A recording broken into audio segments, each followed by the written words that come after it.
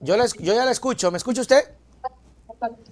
Sí, le escucho. No le veo. Le cuento que estamos desde la Asamblea Nacional. Sí, sí, sí, yo sé, yo sé. Ok, estamos en vivo, la estamos viendo. A ver, conversemos un poquito entonces, Sofía, sobre... me gustaría un criterio, antes de ir al meollo del tema del presidente, ¿qué significa que Zapata haya sido cesado el día de ayer? Me gustaría su impresión sobre esto. Bienvenida.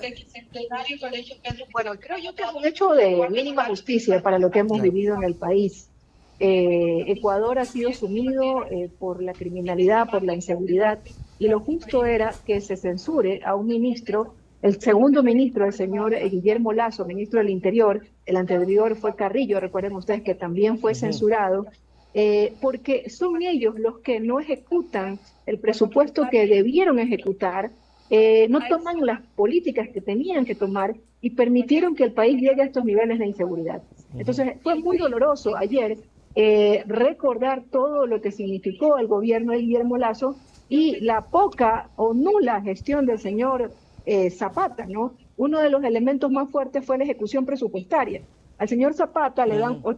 80 millones de dólares para que ejecute y a la mitad del año solo había ejecutado el 8%. Al final del año ya había ejecutado el 30%. El Dios. señor Zapata vino ayer, sí, es gravísimo, el señor Zapata ayer vino a decir pues que él ha tenido una trayectoria destacada, que él lideró los corazones azules. Recordarán ustedes este tema de las campañas para que no haya muertes en las carreteras del país. Sin embargo, aceptar un cargo para el que no se está capacitado o no se tiene experiencia, provocan estos desastres. Y la Asamblea Nacional no puede dejar pasar, porque la realidad es que durante la gestión del señor Zapata mueren 106 policías, Ujú. 106 policías que no tuvieron chalecos antibalas, Ujú. que no tenían pistolas, que no tenían armas, que no tenían lo que requieren, el pertrecho que requiere la Policía Nacional. Él ayer dijo, por ejemplo, que durante su gestión sí lograron repotenciar los patrulleros, es decir, no compraron nuevos patrulleros, tuvieron que repotenciar los que Correa había comprado. Ujú. Esa es la gestión del señor Zapata. En la gestión del señor Zapata es donde asesinan al señor Fernando Villavicencio. Y Así yo le es. preguntaba al comandante general de la policía actual, que también se apellida Zapata, le preguntaba, ¿estuvo el señor Fernando Villavicencio bajo la protección de la Policía Nacional cuando fue asesinado? Y el señor comandante de la policía no me lo pudo negar. Dijo, sí, estaba bajo la protección de la policía. ¿Quién era el ministro? El señor Juan Zapata. Pero no solo eso, también allí asesinan a los testigos protegidos Así que es. estaban en las cárceles del país. Recuerden ustedes, Ujú. también está el asesinato de Charbel Ruana, concejal Cantón de Aguachi, el asesinato de Omar Menéndez, recuerden ustedes, el candidato de la alcaldía de Portoviejo a un día, en la noche antes de Ujú. ser electo alcalde, el asesinato de Agustín Istriago, entre otros. Entonces son muchos elementos, una bajísima ejecución presupuestaria, los motines carcelarios que se dieron durante la gestión del señor Zapata, el narcotráfico se toma las instituciones del Estado. Por ejemplo, yo en mi investigación encontraba que durante la gestión del señor Zapata salen peligrosos delincuentes como alias Junior, ¿no? Claro. Que fue capturado durante el gobierno de la Revolución Ciudadana, pero a través de un habeas corpus sale justamente en los 13 meses que él fue ministro. Había sido sentenciado a 35 años de prisión y obtiene la libertad el 15 de diciembre del 2022. Ustedes vieron una rueda de prensa del señor Zapata rechazando que se le haya dado este habeas corpus y con eso solamente el señor alias Junior cumple 14 años de prisión. No hubo Ujú. tal rueda de prensa. Y son demasiados elementos para que esta asamblea le haya salvado. Y lo que ocurrió es que por unanimidad, con 118 118. votos, Ujú. el señor Zapata es censurado. Y esto no ha cambiado, ingeniera, el panorama en estos meses, porque qué sorpresa encontrarnos que el ministro de Defensa actualmente, el señor Lufredo, que la verdad que no se le conoce mucho la voz, ha gastado supuestamente $400.000, 400 millones, pero no sabemos dónde. ¿Tiene alguna información sobre eso? Bueno, mucho de lo que yo comprendo está siendo sometido a que no se transparente, ¿no? Los ministerios están haciendo decretos para que la información sea reservada. Así es.